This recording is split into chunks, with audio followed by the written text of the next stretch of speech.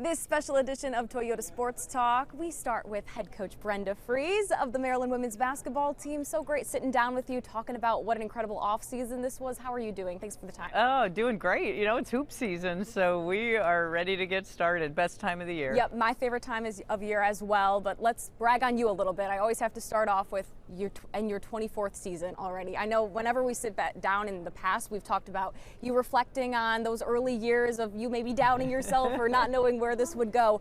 24 seasons is incredible. Do you reflect on the good parts at all? Of course, and just really grateful to have been able to kind of withstand it all. There's been so many changes now, and just to be able to evolve throughout the sport, but just really fortunate, very grateful to all of my time here at Maryland, and really just excited about this upcoming year and this roster that we've been able to assemble. Yeah, there's so much to talk about when it comes to this roster, the overall makeup of it, what you love about it. But let's start with the offseason and those things you wanted to address by the players you now have in the building. Do you feel like you were able to address some of those needs? Of course, and 7 new players, and you know, every year it's ever changing anymore with the landscape, but I really do feel like between the 2 freshmen we signed early, we had 2 really impactful players out of the portal with Yarden Garzone and Aluchi Akanawa out of Duke and Indiana, and then when you add the 3 international players that we were able to add late, so we were able to address and kind of shore up a lot of the needs that we felt like we needed to be able to go get. Yeah, let's talk about Aluchi and Yarden, because I think a lot of people are really excited about those 2 and what specifically you envision their roles being on this squad. Oh, they're impact players. They're winners. They've been able to carry their teams. They've know how to play both ends of the floor. I love the fact that Yarden gives us this knockdown 3-point shooter, but has the experience in league, having played for 3 years. And then Aluchi, when you just talk about the motor, you're going to see like it never ends when she's on the floor, offensively, defensively, the presence that she's able to bring, which just uplifts your team. Yeah, multiple international players you mentioned. I know that's always been a part of your recruiting and the scheme here at Maryland. Do you feel like you have to lean into it a little more just based on the way basketball is evolving? We are. Again, it's an ever-changing landscape, and now so many more international players are wanting to come over. They're really mature. They're leaving home at a young age to be able to live out their dreams. So I have found that they adapt pretty quick because they've had to leave home at such a young age, and they want to come over here. They're willing, and they love all the resources. They're very grateful for everything that they're being given. You talk about the resources, and so I'm going to do a little segue here, and because you guys have incredible resources based on the way this last offseason went, the opening of the new basketball performance center, both men and women. How huge is this? Walk us through a little bit about just how special it is and the offerings now to players. We moved in the fall right after Labor Day, and I pinch myself still every single day. I liken it like I've taken over a new position going into this.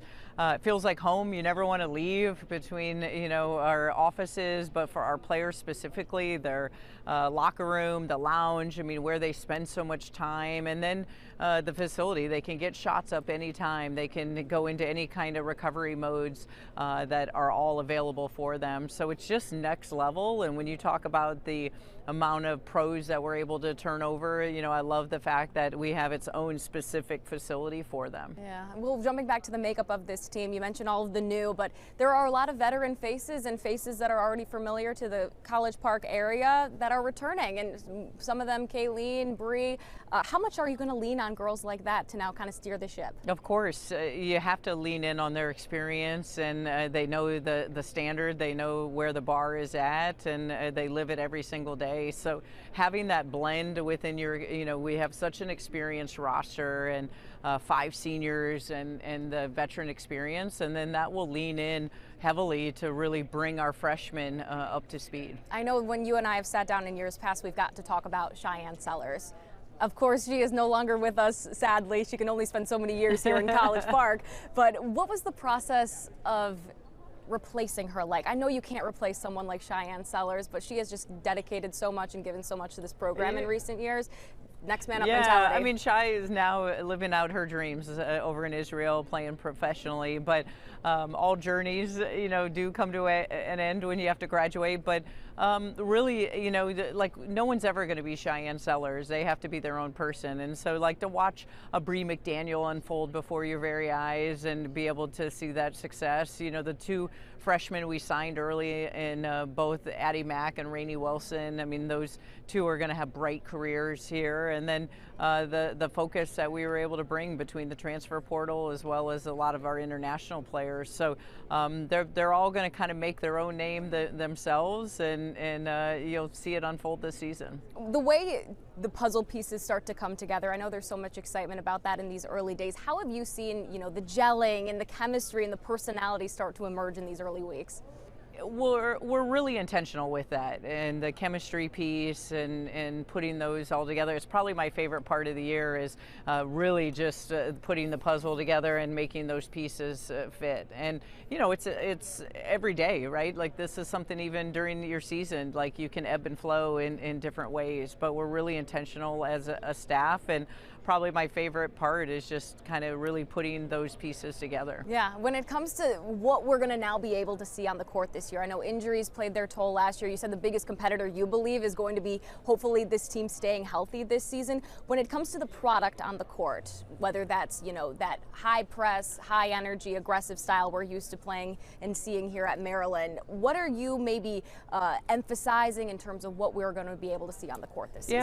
Yeah, I mean, just back to both ends of the floor, being able to play hard. You can see within our practices just how competitive this group is, and really, I mean, the effort and energy it takes to sustain, like you said, on the full court, the half court. And we've always said we want to defend, rebound, and run, and this team has the depth to be able to do that and do it really well on both ends of the floor. Well, we know how competitive the Big Ten is. I don't need to tell you that. It's a battle every single night between these ladies. Is there a matchup or something you're looking forward to specifically when you look ahead to the schedule? No, I think there's, every team is going to make you better. And I think the thing in conference is anyone can beat anyone. I think there's some very sneaky, scary rosters out there because with the portal nowadays, you don't really know what the other teams have. So yes, they're going to predict an order and where people are at. But honestly, every roster, every coach can coach in this league. They wouldn't be in it if they weren't able to. And every roster is very dynamic and built to be able to compete competitively in this league. I will say I'm looking forward to one specific matchup, and it's not necessarily the matchup itself, but it's January 4th, the celebration of 20 years, the anniversary since that national championship.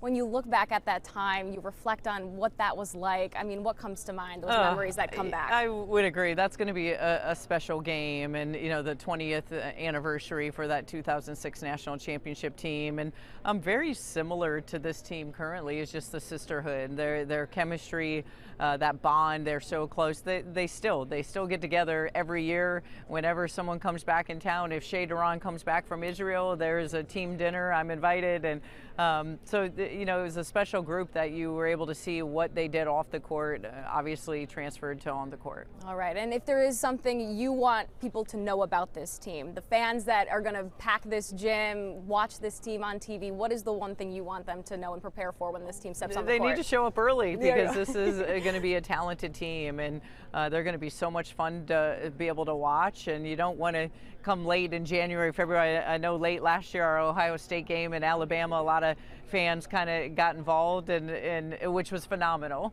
But that's there all year. We only play one road game through our Thanksgiving tournament this year. Everything else is home for the non-conference, and then you'll have your conference play. So just this team is going to be a lot of fun to watch. Oh, so many opportunities, so much to look forward to this season. Brenda, thank you so much for the time. Thank you. All right, stay with us. More Toyota Sports Talk coming up in just a few minutes.